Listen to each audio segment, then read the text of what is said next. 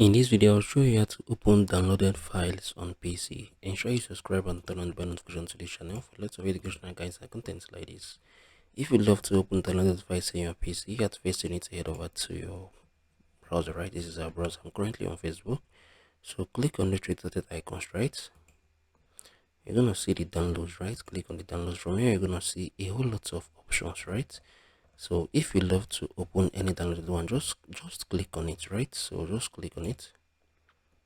You're gonna select how you want to open this file, right? I can just select the photos, right? I'll click on OK.